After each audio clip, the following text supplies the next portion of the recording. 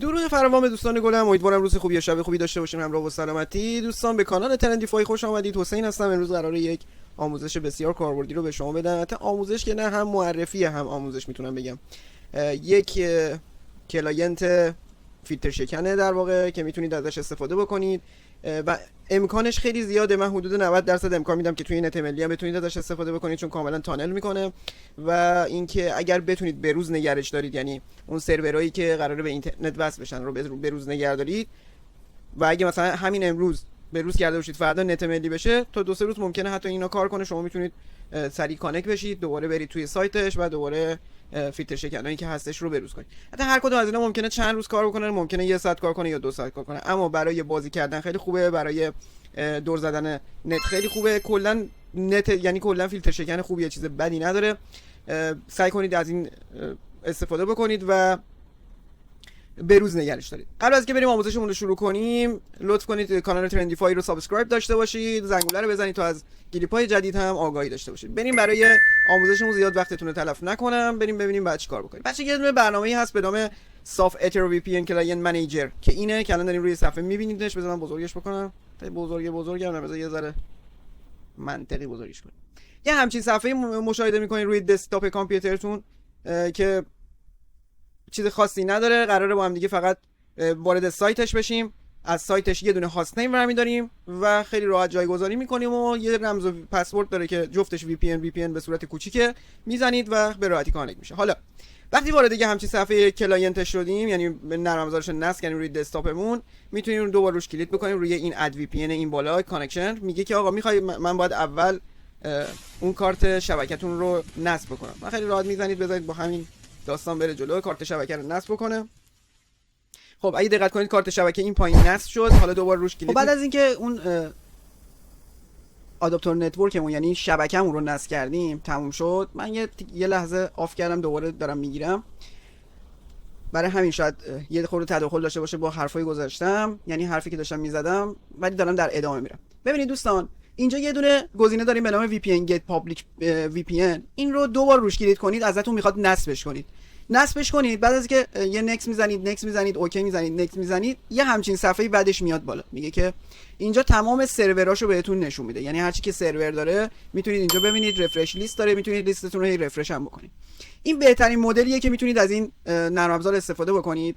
و اینجا بهتون میاد میگه آقا مثلا میتونید اینجا طبق سیزن، طبق آپ تایم بیاید یکی یکی بررسی کنید، ببینید با کدومش میتونید به راحتی بسید. باید بگردید عددهای منطقی پیدا کنید. مثلا این الان منطقیه، تو یک روز 11 سیزن اجرا کرده، سرور ژاپنه و فکر کنم کانکت هم بشه. باید بریم البته تست کنیم. بذار من این چرا وصل نیست. خب دوستان یه بار دیگه بریم تست کنیم. من متاسفانه مشکلات اینترنتی خیلی زیادی داشتم تا الان، باورتون نمیشه چه بلایی سرم اومد تا تونستم بالاخره یه حرکتی بزنم. اینترنت خونه قطع شد، اینترنت محلی که استفاده می‌کردیم اونم اصلا کلا جوابگو نبود. مجبور شدم برم یه بسته ایرانسری گفته بودم دیگه نمیخرم، ولی فقط به خاطر اینکه بتونم راه بندازم این داستانو برای شما که بهتون نشون بدم داستان چیه، رفتم یه بسته خیلی یه ساعته گرفتم که بتونم فقط این رکورد رو بگیرم. پس اینجا میتونید بچه‌ها ببینید با زدن اینا آپ تایم هم بزنید و اینجا بیایم اون ساعتایی که مشابه اینا که صفرن، یعنی دان شده سرورها. این الان اینجا مثلا بیایم مثلا این یک روزه تایلند ببینیم کانکت میشه یا نمیشه. اگه نشد که احتمال زیاد معمولا من موقع میگم نمیشه، میشه، ولی فکر کنم نمیشه، چون باید TCP UDP داشته باشه. معمولا اون سرورایی که انتخاب میشن بیایم پایینتر، مثلا 20 ساعت 11 تا مال ژاپنه، مثلا اینو ببین، اینو اوکی بزنیم. اینه بله وریفاینگ یوزر، خیلی راحت شیک و مجلسی کانکت میشه و قشنگ شما یه 500 تا سرور دارید که میتونید از بین این 500 تا سرور کلی پیدا بکنید و بهش کانکت بشید.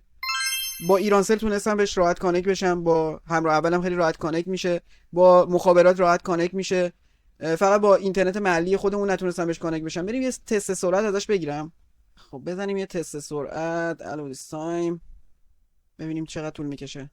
خب اینم تست سرعت داریم با هم دیگه میبینیم. ببینید کانکت و بعدم سرعت نمیده خداییش، با اینکه ما اینترنتمون خیلی در بود و اون هست. فکر نمی‌کنم ولی آپلود چیزی بده، چون معمولا ما اینجا آپلود نداریم. بازم ولی باز داره 2 مگ آپلود میده، یعنی تقریبا میشه گفت سرعت بدی نداره، سرعت خوبی داره.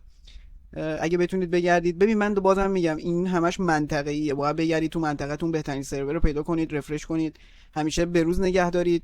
احتمال 90%، قول نمیدم که 100%، 90% توی نت ملی هم احتمالاً کار میکنه و میتونم بگم یکی از قدیمی ترین فیلتر شکنای دنیاست. میگم من 10 سال پیش با این کار میکردم و این تو این 10 سال خداییش چیش عوض نشده و واقعا هم عالی شده. و این الان ببندمش یه بار دیگه، یه دونه دیگه تست کنیم. مثلا این الان سرعتش مثلا خوبه، نشو 489. یه دونه اینو تست کنیم با هم دیگه اگه کانکت بشه. البته خب کانکت شد، خدا رو شکر، خیلی هم زود کانکت شد، چون اگه دقت کنید سرعتش بالا بود. بیشتر سرورهای ژاپن و کره کار میکنن، اما سرورهای آمریکا، انگلیس، فرانسه اینا یه به ندرت مثلا پیدا میشن، ولی بازم هستن که پیدا نشه کار بکنه. بچه اینجا نگاه کنید نمیشه چاینا یونیکام 5G داریم میریم، داره تمام سیستم اینترنتمون چینی میشه. برای همین هر روز فیلتر میشیم، هر روز فیلترها قوی تر میشن. قشنگ چیز چینی گذاشتن سر راه ملت ایران، میخوان بیچاره کنن دیگه. من نمیفهمم واقعا اگر چین داره این کارو میکنه به جاش داره یه چیزای دیگه ای در اختیار مردمش قرار میده. اگه دقت کنید پینگش هم اومد پایین، با این به خاطر اینکه خب یه چیز جدید گذاشتیم که با سرعتش خیلی بیشتر بود.